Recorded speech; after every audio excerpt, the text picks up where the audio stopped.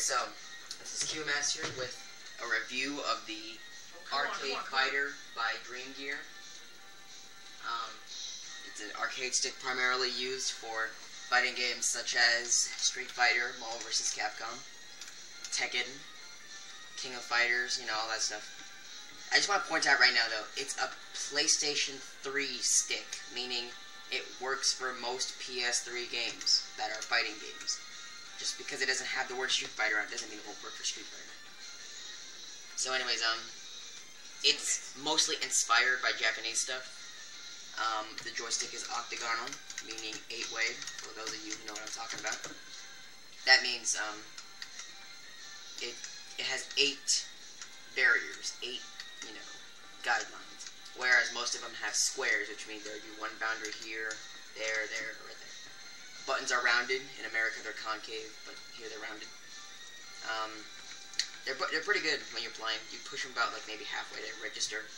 That's cool. And Street Fighter would be jab, strong, and I don't know what it is, but it's light, medium, heavy punch. And I think it's like short, like straight, and like roundhouse. I don't know, but light, medium, heavy. And you can use this for all 3 punches, all 3 kicks. It doesn't matter. Start, select, R3, L3. That's when you tap the thing. I don't have an example, but you know what I'm talking about. PlayStation button. This thing is wired. There is a...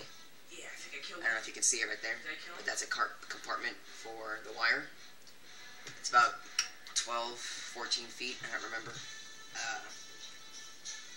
Kick your ass, you fucking ogre. In it comes... And you got Zeke right there. In it comes an adapter for newer PS3s. I'm ghetto and have the old one. So, you know. I'm not too into modding, but from what I've heard, the buttons are hard to mod, but the stick is easy to mod. And for those of you who are picky about the art, you can't open this thing up and slide art in and out of it.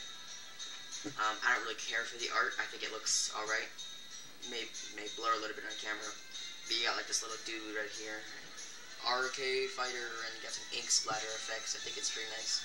It's Street Fighter 4 reminiscent.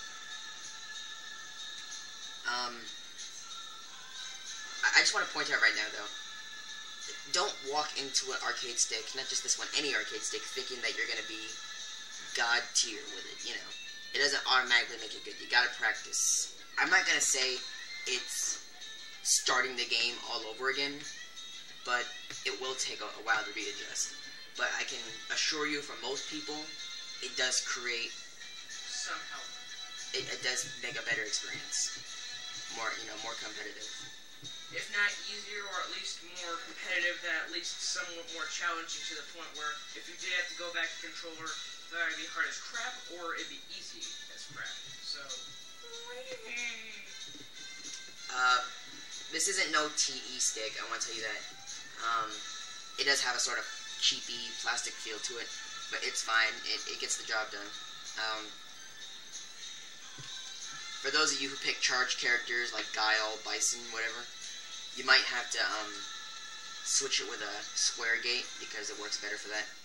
You can usually find parts for like maybe 20, replace all the buttons in the stick for like, I don't know, $50, $70. You want to get the Swana parts, Hori parts, I'm not too into that stuff though. But it's pretty good. It's pretty weighted.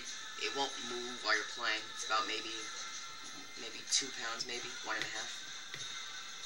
So this is my review of the Arcade Fighter by Dream Gear. Also want to point out before I'm done, they do have this on Wii. On an Xbox, this is the PlayStation version. They have it on Wii. It's probably the same thing, just blue and all that, blue, white. But there it is, and should cost you around $40 to $60. Not too shabby. This is Qmaster. I'll be seeing you later.